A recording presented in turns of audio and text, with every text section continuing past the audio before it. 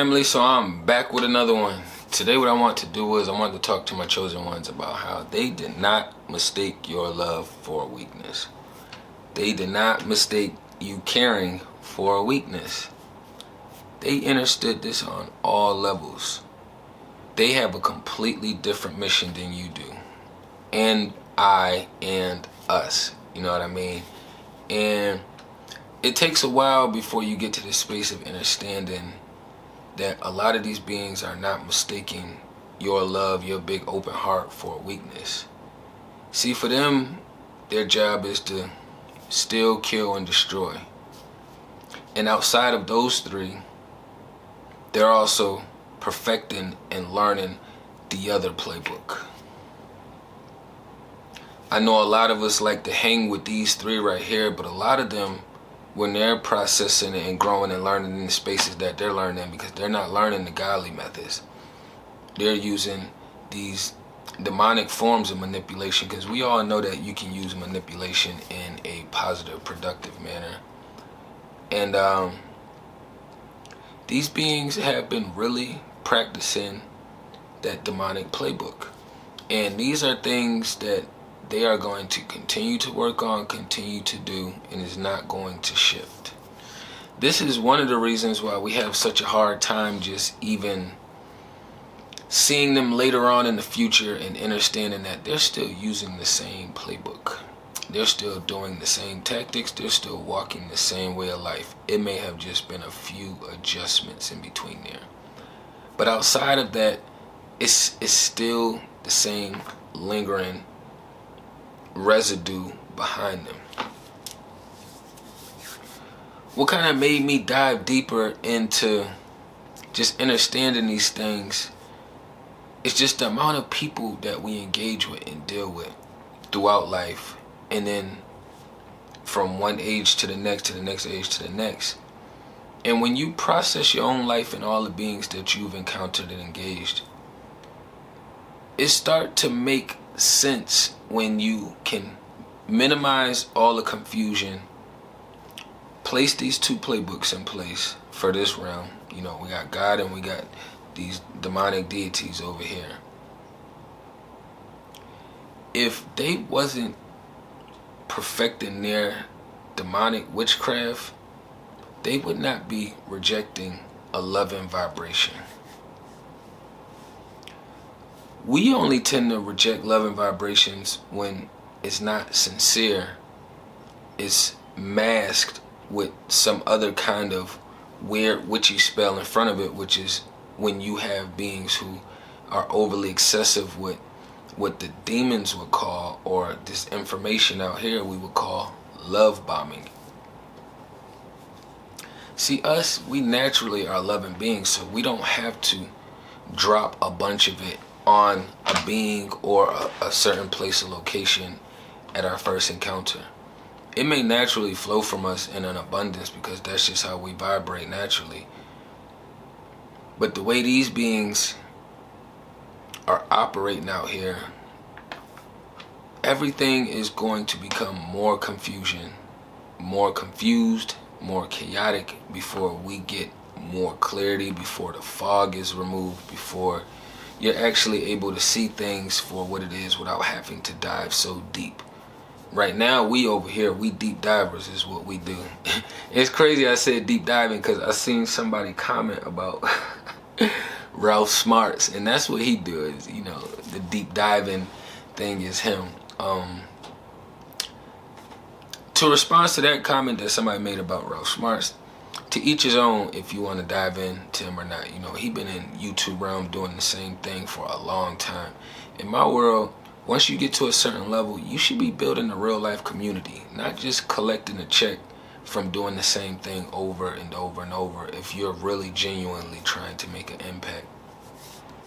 So for me to see other, you know, people that's in those spaces, you know, kudos to them.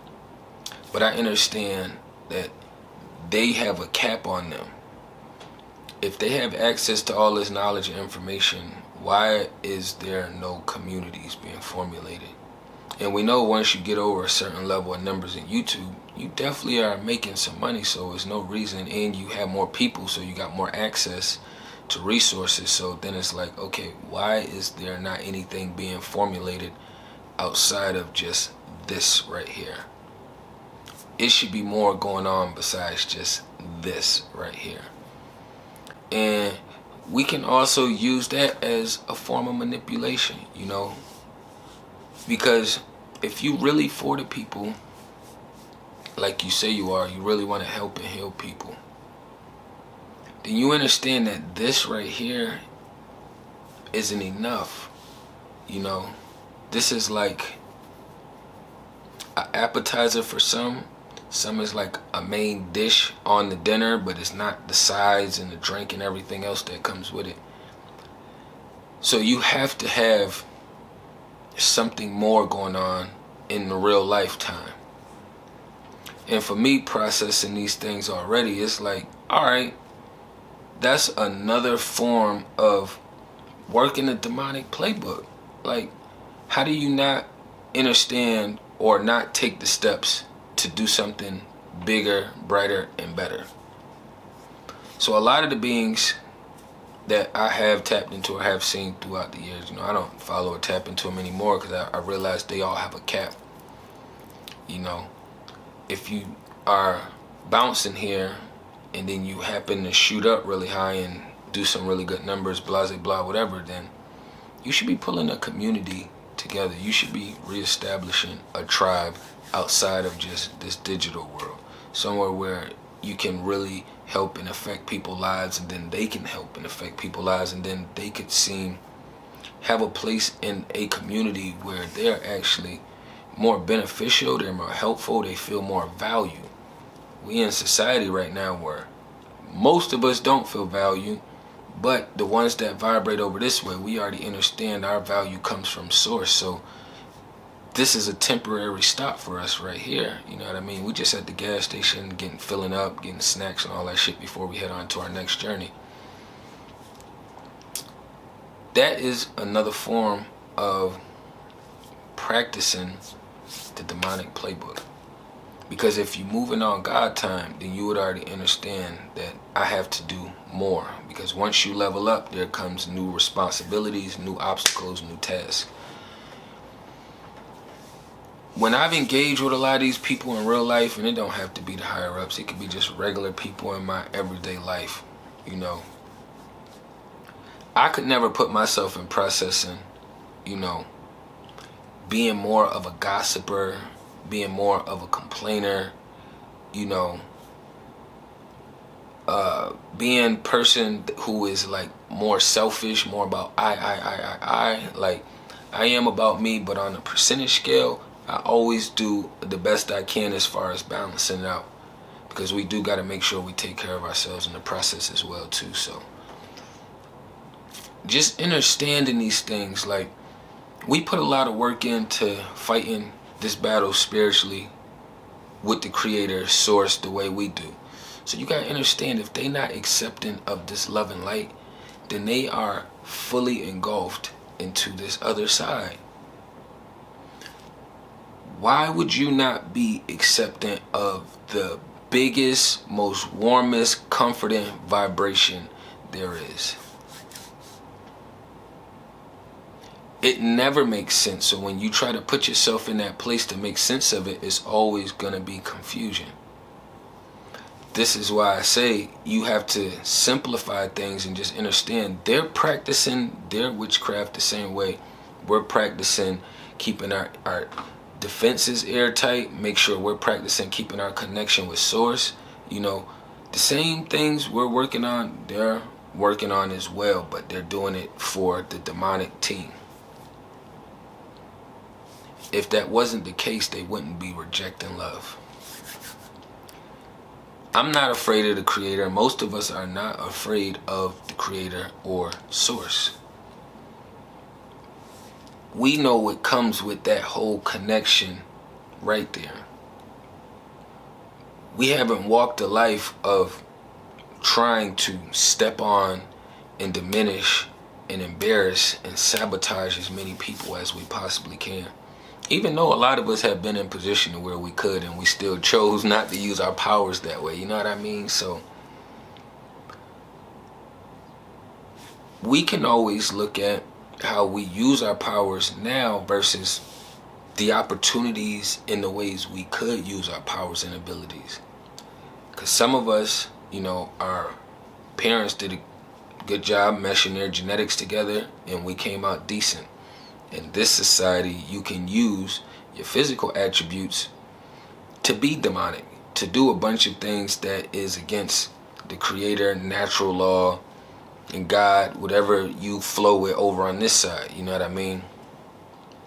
And we can look at these beings over here and see them doing their things, and we could be like, oh man, you know, not beat them down over, but just be like, in the back of our mind, we know like we probably could have turned up in that field 50 times more than them if we chose to be demonic, you know what I mean?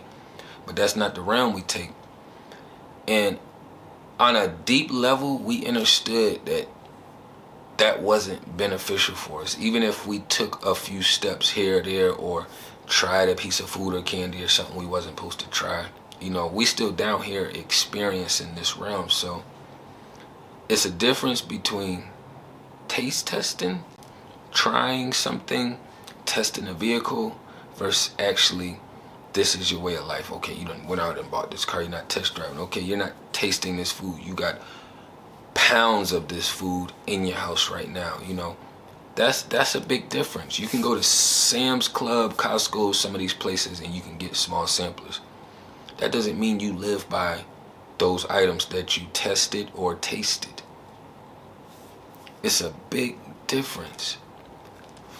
So for me, when I get to these spaces, I know, like, soon as I feel any kind of rejection towards the creator, the natural law, love, I already understand, all right, they set in stone in this playbook. They got this iPhone that came installed with this app, and this app is permanently up there.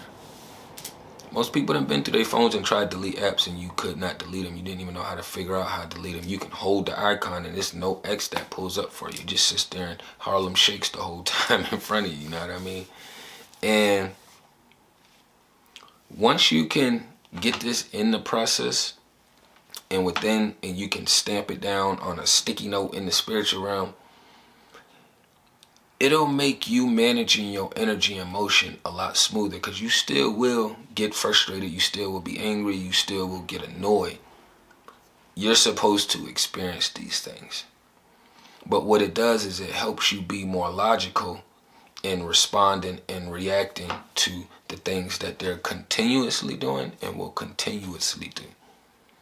And it doesn't matter how much stuff they put on to do this, to do that, to create a new mask. You're always going to be able to tell, because honesty is a huge part of our recipe, which connects us to source. And a lot of them are not honest. Yes, you have some that are straightforward, but they're really self-aware witches. So for them, being straightforward, it doesn't make a difference to them, because they're still going to work their spells and their witchcraft either way it goes. You know what I mean? So just being mindful of these things. They didn't take your love for weakness. They took that as a chance to try to extract that from you. So that way, it's like they pulling it from you. Think of it like this. It's like a piece of clay. You just going into a clay pile. They're just going into your energy, pulling out this big ass clump of clay. And then they sculpt it how they want to. But they got some of the best material to sculpt it, because they grabbed it from you.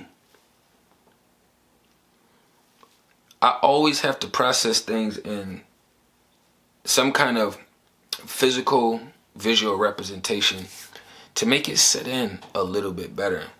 Because a lot of people get confused when it comes to pulling and extracting energy and not knowing exactly the process, or if they're using it, or how they're using it, or what they're doing with it.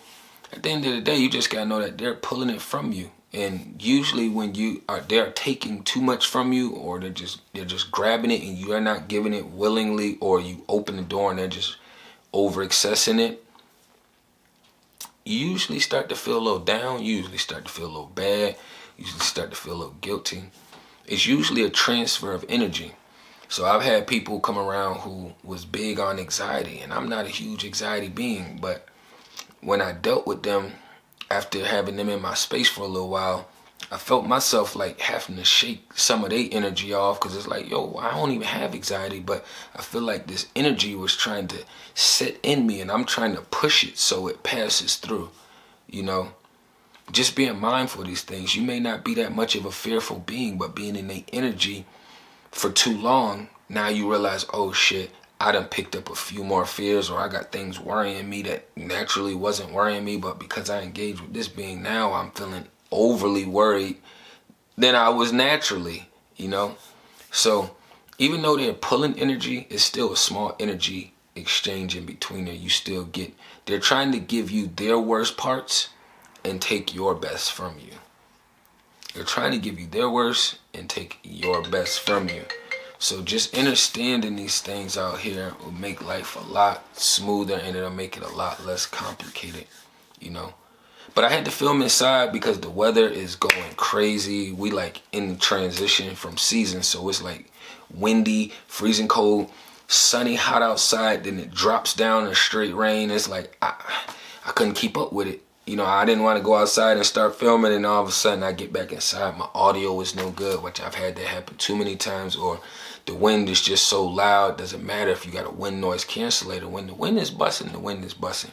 Like, you have to flow with nature. It's just that simple. So that even keeps me in tune with natural law, flowing with nature, you know what I mean? But I ain't want to run it up too long, you know what I mean? Tapping everything down below. Peace and love to the kings and queens.